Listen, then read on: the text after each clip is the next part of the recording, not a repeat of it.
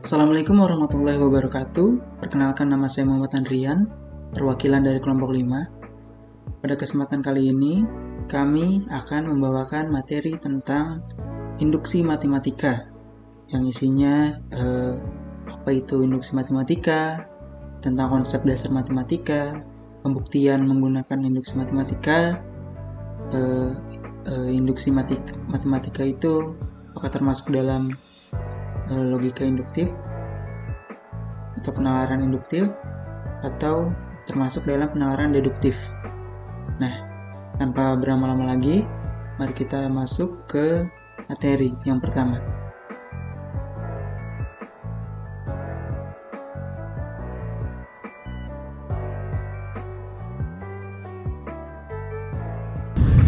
Assalamualaikum warahmatullahi wabarakatuh. Saya Dwi Prasetyo dari TPLE 001 yang menjelaskan materi induksi matematika. Apa itu induksi matematika? Induksi matematika merupakan materi yang menjadi perluas dari logika matematika. Logika matematika sendiri mempelajari pernyataan yang bisa bernilai benar atau salah, ekivalen atau ingkaran sebuah pernyataan, dan juga berisi penarikan kesimpulan. Sedangkan induksi matematika adalah metode pembuktian dalam matematika yang digunakan untuk membuktikan pernyataan yang bergantung pada bilangan bulat positif. Agar terbayang, sebaiknya kita langsung ke contoh kasusnya seperti apa sih yang bisa diselesaikan dengan rumus induksi matematika. Kita masuk ke contoh yang sederhana aja ya. Misalnya kita punya deretan bilangan tersebut 1 tambah 2 tambah 3 tambah titik-titik itu sampai n.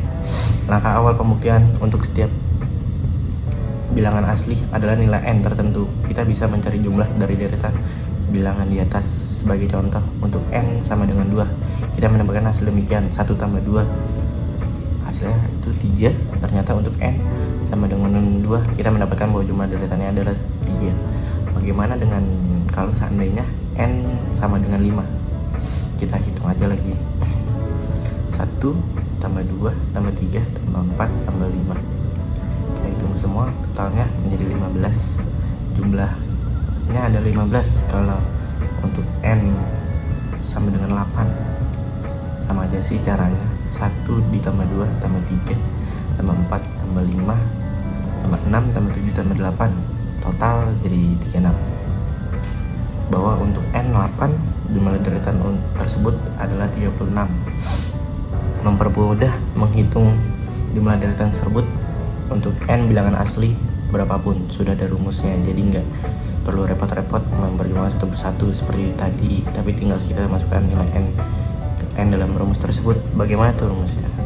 Untuk deretan yang barusan, rumus jumlahan adalah demikian: S sama dengan n tanda kurung n plus 1 /2. Sebelum masuk ke pembuktian dengan induksi matematika, coba nilai Sn itu benar nilai n yang sebelum udah kita hitung. Kita mulai dari n sama dengan 2, S titik 2 kita ngambil dari n sama dengan 2, dan n itu diganti dengan 2. S2 sama dengan 2 dan tutup kurung 2 plus 1 /2, dan hasilnya itu 3. Dan hasilnya sama untuk n per 2, hasilnya 3 sama yang di atas. Dan kita coba dengan n per 5. N per 5 itu S per n sama kayak tadi, kayak perumusan di atas itu. S per 5 sama dengan 5 tambah 5 plus 1 /2 sama dengan 15. Hasilnya sama juga sih untuk yang tadi n per 8. S8 sama dengan 8 tutup kurung 8 tambah 1 /2, totalnya jadi 36. Kalau disimpulin bahwa rumus Sn ini benar lah ya. Kita tidak bisa melakukan generasi seperti itu untuk bisa membuktikan bahwa rumus Sn ini benar. Semua kasus kita harus benar-benar bisa membuktikan bahwa rumus Sn ini benar-benar semua untuk bilangan n atau bilangan asli.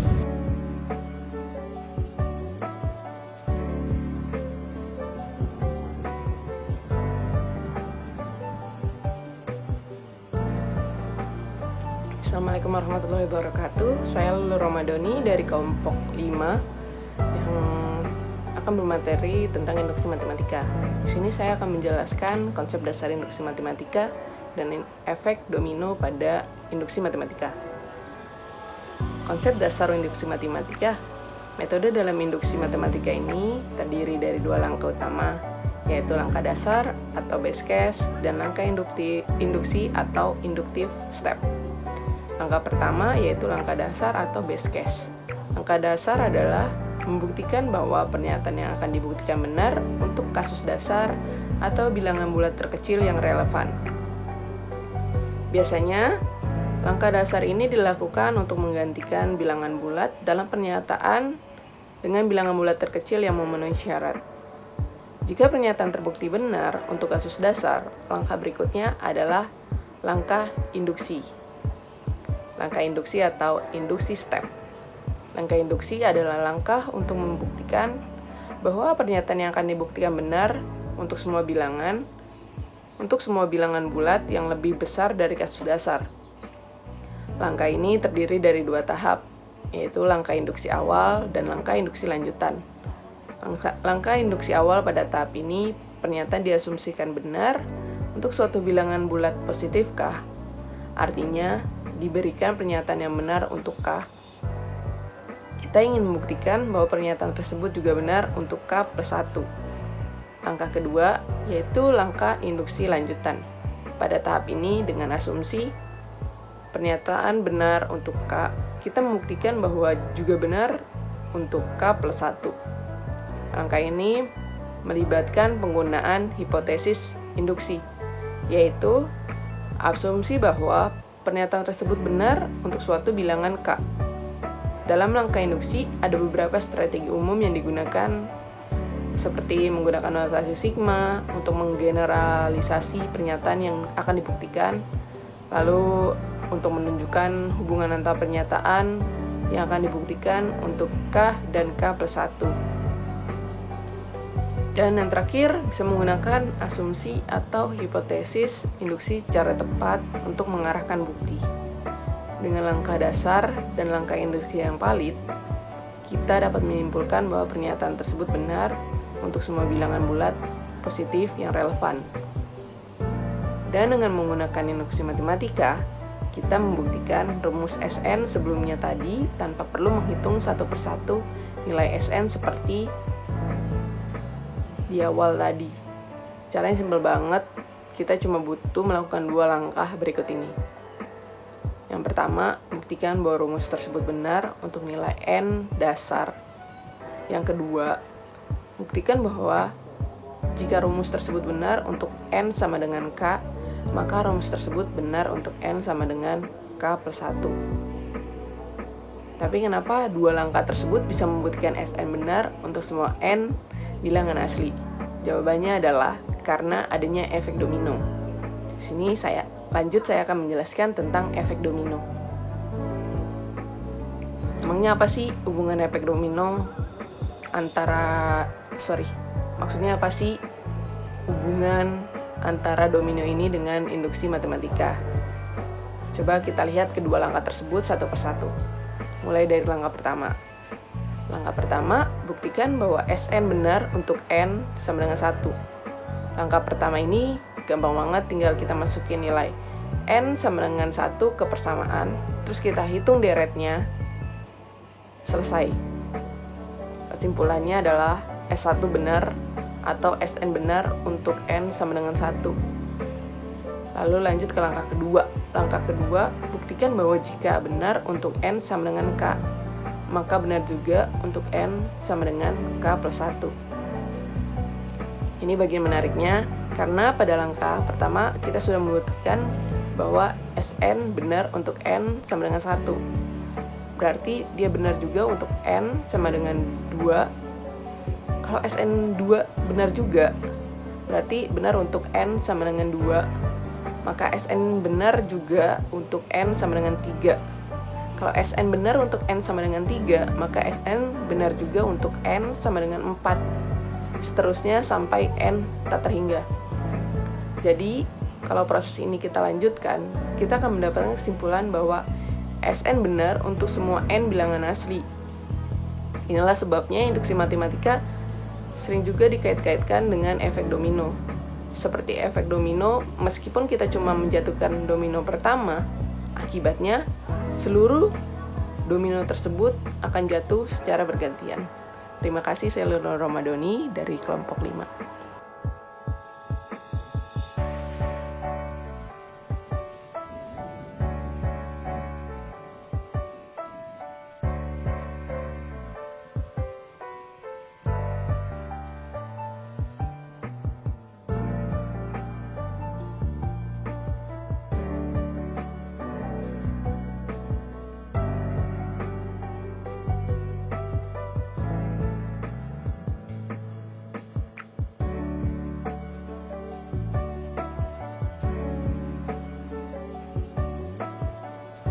Karena tadi teman saya sudah menjelaskan tentang konsep dasar induksi matematika, sekarang saya akan melanjutkan ke materi pembuktian dengan induksi matematika.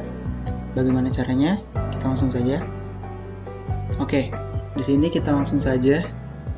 Tadi kita memakai deret contoh yaitu 1 plus 2 plus 3 plus titik-titik plus n sama dengan n dalam kurung n plus 1 tutup kurung dibagi 2. Nah, deret ini memiliki un sama dengan n dan Sn-nya yaitu yang ini, n dalam kurung n tambah 1 slash 2 atau per 2. Nah, di sini kita akan membuktikan dengan induksi matematika bahwa rumus Sn yang tadi itu benar.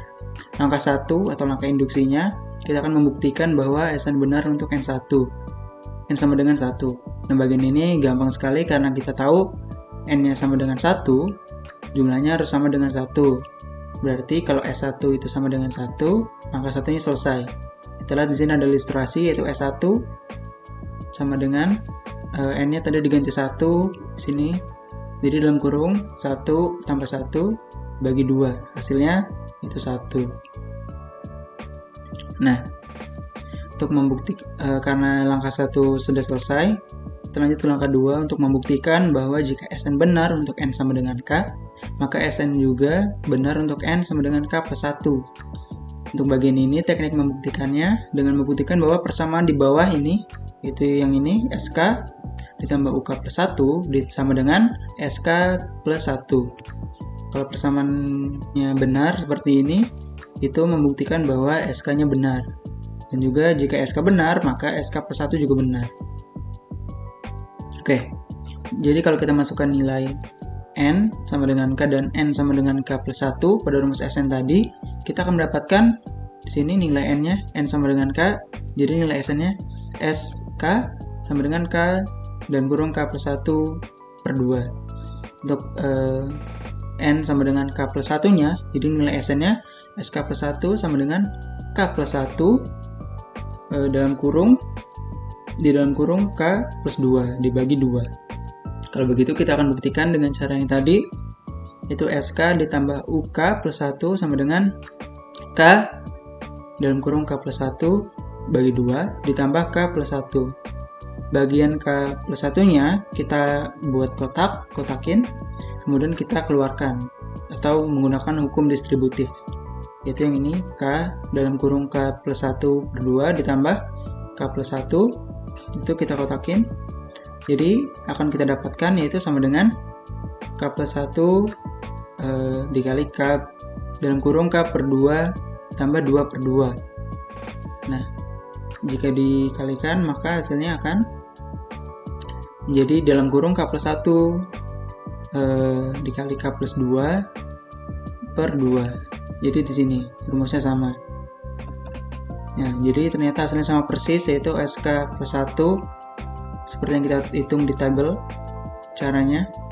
Berarti dapat kita simpulkan bahwa persamaan berikut yaitu SK ditambah UK plus 1 sama dengan SK plus 1 itu benar. Nah, karena Sn terbukti benar pada langkah yang satu dan juga terbukti benar pada langkah kedua, maka kita bisa simpulkan bahwa rumus Sn tadi benar untuk semua n bilangan asli. Oke, selanjutnya ngomong-ngomong, kenapa sih metode yang kita lakukan tadi diberi nama induksi matematika? apakah ada hubungannya dengan penalaran induktif dalam logika? Nah, sebenarnya tidak ada hubungannya karena penalaran yang digunakan dalam induksi matematika ini justru penalaran deduktif, bukan penalaran induktif. Kenapa bisa begitu? Nah, supaya tahu kenapa begitu, kita akan mencoba pelajari apa bedanya penalaran induktif dengan penalaran deduktif yang akan disampaikan oleh teman saya.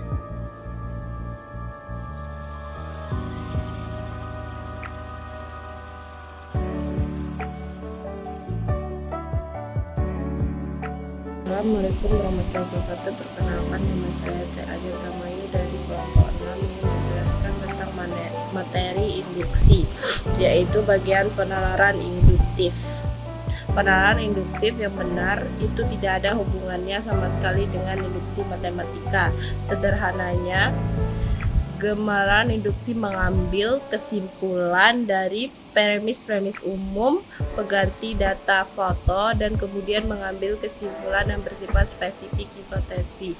Jadi kesimpulan yang diambil dari penalaran induktif itu sifatnya tidak pasti, melainkan mungkin benar. Contohnya, Johnny sering berpergian keliling dunia. Ketika dia ke Amerika, dia melihat seluruh angsa di warnanya putih. Ketika dia pergi ke Eropa, dia melihat seluruh angsa di sana warnanya putih juga. Ketika dia pergi ke Tiongkok, ternyata seluruh angsa di sana warnanya juga putih. Akhirnya berkesimpulan bahwa seluruh angsa di dunia ini warnanya putih. Pada contoh barusan dapat kita lihat Johnny melakukan generalisasi dari berbagai kasus, khususnya yang dilihat dari penalaran yang dilakukan. Johnny ini adalah penalaran induktif. Di sini kita bisa menyimpulkan bahwa penalaran semacam itu masih mungkin salah. Bahkan pada kasus ini yang kesimpulan memang salah kalau aja Johnny sempat datang ke Australia, dia akan melihat apa yang berwarna hitam di sana. Jadi, kesimpulan bahwa seluruh angsa di dunia ini berwarna putih itu salah. Terus, apakah argumen induksi tidak bisa dijadikan argumen yang kuat? Argumen induksi bisa merupakan argumen yang lemah, seperti contohnya angsa di atas bisa juga merupakan argumen yang kuat. Metode ilmiah yang digunakan di sains itu juga menggunakan penalaran induktif. Yang kedua, penalaran deduktif. Penalaran deduktif yaitu pengambilan kesimpulan secara logis berdasarkan premis-premis yang ada. Dari definisi ini, lebih jelasnya penalaran deduktif itu sifatnya pasti. Dalam penalaran deduktif tidak ada generalisasi. Contohnya, penalaran deduktif itu seperti ini. Premis 1, semua orang akan mati. Sedangkan premis 2, sorotan adalah orang. Kesimpulannya, Socrates akan mati.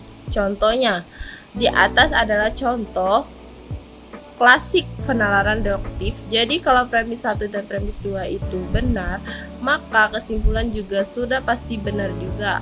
Kita lihat contohnya. Premis 1,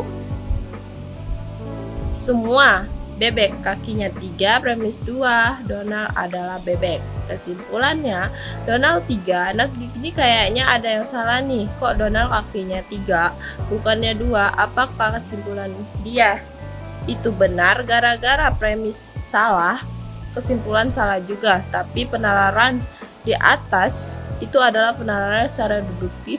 Kenapa valid? Karena kalau tidak diasumsi premis itu benar, dia premis itu benar juga. Maka Donald kakinya 3 adalah kesimpulan yang valid, atau bahasa Indonesia kesimpulan yang sah. Terima kasih.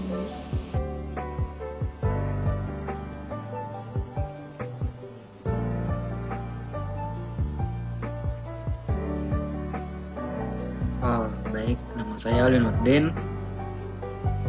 Saya akan melanjutkan materi dari pembahasan sebelumnya. Nah, di sini saya akan coba membahas tentang penalaran deduktif dalam matematika. Nah, penalaran deduktif ini adalah sentralnya matematika. berbagai operasi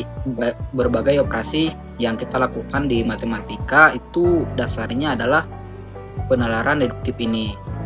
Nah, salah satu contoh yang paling sederhana yaitu sebagai berikut. Contoh di sini ada premis 1, Y sama dengan 2x plus 3, premis 2, 2x sama dengan 2. Kesimpulannya, Y sama dengan 2 dikali 2 plus 3 sama dengan 7.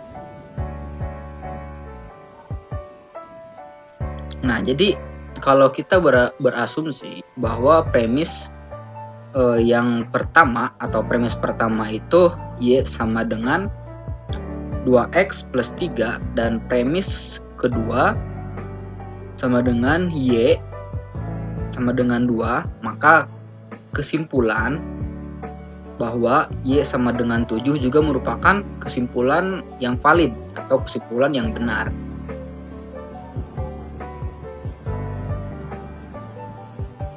Nah, selanjutnya induksi matematika itu induktif atau deduktif. Nah, sekarang kita kembali lagi ke induksi matematika. Jadi sebenarnya induksi matematika ini menggunakan penalaran deduktif atau induktif. Dari deskripsi di atas jelas ya bahwa induksi matematika itu menggunakan penalaran deduktif, karena seperti yang sudah disebutkan di atas, penalaran deduktif ini sifatnya pasti. Dia tidak menggunakan generalisasi dalam pengambilan kesimpulan.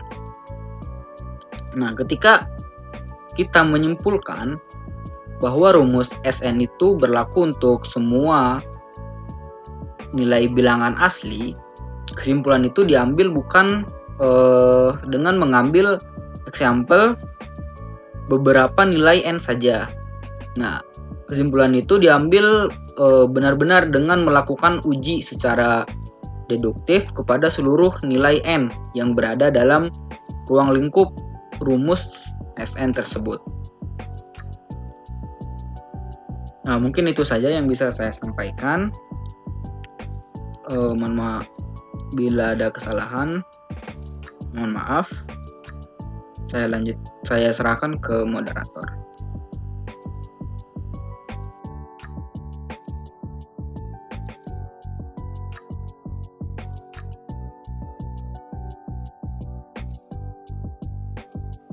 Baik, terima kasih kepada teman-teman saya yang sudah menyampaikan materi tentang induksi matematika ini. Jadi kesimpulan yang dapat kita ambil dari materi barusan itu adalah induksi matematika ini dalam prakteknya biasanya digunakan untuk membuktikan sifat-sifat dan rumus-rumus yang berlaku untuk semua bilangan bulat positif, seperti sifat-sifat barisan, deret, pembagian bulat, dan sebagainya. Seperti yang tadi kita telah beri contoh, kita membuktikan induksi matematika pada sebuah deret, yaitu deret 1 plus 2 plus 3 plus titik-titik plus N sama dengan N dalam kurung N plus 1 per 2. Nah, kita tadi telah membuktikan bahwa dengan menggunakan rumus SN, deret tadi itu terbukti benar. Dan langkah-langkahnya pun kita telah jabarkan tadi. Di langkah 1 pada induksi matematika ini disebut langkah basis, dan langkah kedua dan selanjutnya itu disebut langkah induksi. Nah, kita juga tadi telah menyampaikan bahwa apakah induksi matematika ini termasuk ke dalam sebuah penalaran induktif atau penalaran deduktif. Karena mengapa kita bisa menyimpulkan penalaran induktif? Karena bisa dilihat dari kata-kata induksi matematika itu ya. Jadi bisa jadi sedikit kesalahpahaman jika kita tidak meneliti lebih lanjut Jadi, seperti yang sudah dijabarkan oleh teman saya, tadi penalaran induktif itu apa, penalaran deduktif itu apa, hasilnya membuktikan bahwa induksi matematika itu termasuk ke dalam penalaran deduktif. Nah, kenapa begitu? Karena penalaran deduktif ini dia itu sifatnya pasti dan dia tidak menggunakan generalisasi dalam mengambil kesimpulan. Contohnya tadi kita menyimpulkan bahwa rumus Sn itu berlaku untuk semua n bilangan asli. Nah, kesimpulan itu diambil bukan hanya dengan mengambil sampel beberapa nilai n saja. Kesimpulan itu diambil dengan melakukan uji secara deduktif kepada seluruh nilai n yang berada dalam ruang lingkup rumus Sn tersebut. Nah, mungkin cukup sekian materi yang dapat kami sampaikan. Semoga materi yang kami sampaikan dapat menambah ilmu atau menambah pengetahuan teman-teman. Jadi, kurang lebihnya mohon maaf. Terima kasih. Wassalamualaikum warahmatullahi wabarakatuh.